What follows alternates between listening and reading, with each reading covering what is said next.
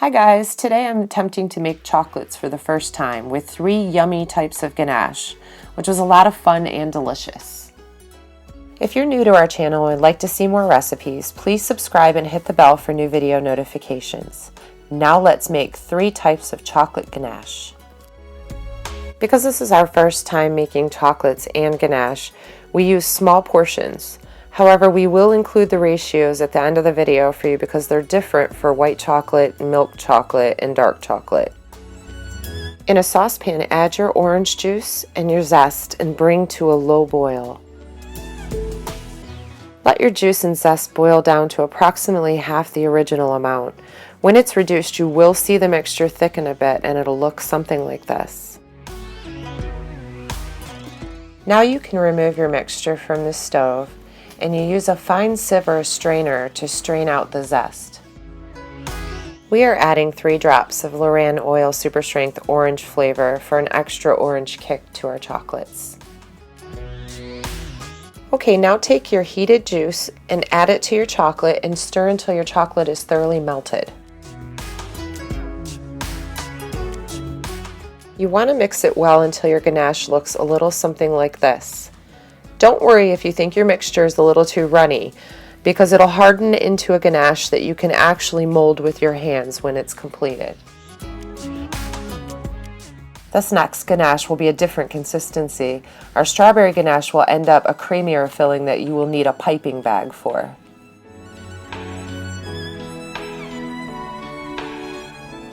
In a saucepan on medium heat, add your ½ cup of strawberries. You can use fresh if you'd like to. We're currently in western Pennsylvania and it's not strawberry season, so we used frozen and it turned out just as nice. You want to continue stirring your strawberries on medium heat until your strawberries are nicely thickened and reduced, looking something like this. Then turn off the heat. On low heat, using a double boiler, as you can see we don't have one, we used a bowl that fit over our pot, being careful to not let the water touch the bottom of the bowl or overfill the pot, as moisture or condensation can ruin your chocolate. Stir your chocolate until it's melted with no lumps. We added LoAnn Oils strawberry emulsion to our strawberry mixture to make the strawberry flavor pop. You need a very small amount because it really goes a long way. Using half of your white chocolate, take your strawberry mixture and very slowly incorporate it into your melted white chocolate. If you pour it in all at once, you can seize your chocolate and prolong the process. Next, in a saucepan, bring your cream to a low boil, and as soon as you start to see the bubbles, remove it from the heat and add to your remaining white chocolate, making sure that you stir until it's all melted with no lumps. Once your cream and white chocolate are fully incorporated, add your strawberry mixture in a little at a time again so you don't seize your chocolate.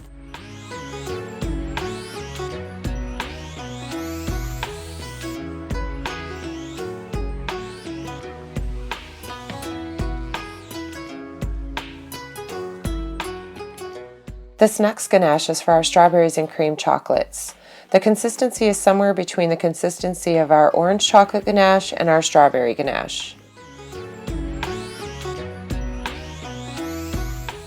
Just like our last ganache, in a saucepan, bring cream to a bubble, then remove from the heat and add to your white chocolate, combining until melted. Once you've finished all of your ganache, let them sit at room temperature uncovered until cooled, then refrigerate at least an hour before use. Okay, so now we'll be preparing our molds for our fillings. This is where the mess and the fun begins. Now in a double boiler or your makeshift double boiler, add half of the milk chocolate. I did this to melt it a little bit quicker and more evenly. We found that chopping the chocolate in small pieces also sped up the process. Once you've melted your first half of chocolate, you can go ahead and add in the remaining chocolate. We're not using top shelf chocolate in this video made with cacao, but if we were or you decide to, there's an extra step called tempering, and we'll put a link in the description explaining how to temper your chocolate from someone who inspired us to give chocolate making a shot. Filling the molds was much more tedious than I had anticipated because I really wasn't using the right tools here, so please feel free to comment with any advice. Once your molds are full, wait anywhere from 5 to 7 minutes depending on how thick you want your chocolate. Make sure to tap your molds to release the air bubbles. We accidentally skipped this step. In our final product, we found some air bubbles.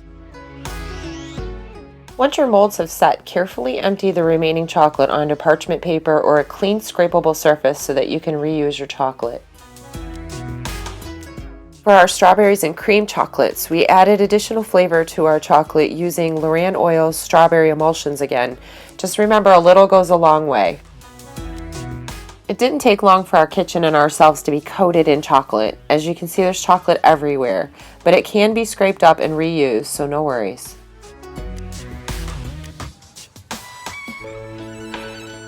Here you can see the orange chocolate ganache has firmed up nicely after coming out of the refrigerator. Now I am portioning it out for our chocolates, then filling each one. Our strawberry ganache turned out really nice. As I stated earlier, I needed a piping bag for this. However, you could use a spoon and just spoon it into the mold. I also used a piping bag for our cream-filled strawberry chocolates. It's a much firmer filling than the strawberry filling, and I found it a little hard on my hands, so my husband finished filling them for me. Now we can cover our chocolates with the top layer of milk chocolate and then smooth the tops, then let cool completely. Some people put them in the refrigerator, but we let them cool on the counter. Now that your chocolates are set and cooled, remove them carefully from the mold. We didn't wait as long as we should have, so some were damaged when we removed them. You'll also see here that some of our chocolates are a little bit white in color. This is because I put the cold ganache into the chocolate mold while the chocolate was still a little bit warm. It didn't affect the taste, but if you want them to be a little prettier, you're giving them as a gift, be a little more patient than I was. It was my birthday and I wanted chocolate.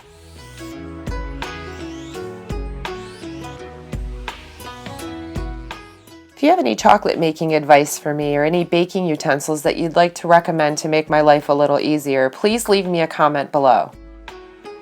If you enjoyed our video, please subscribe and don't forget to friend me on Facebook, and thank you so much for watching.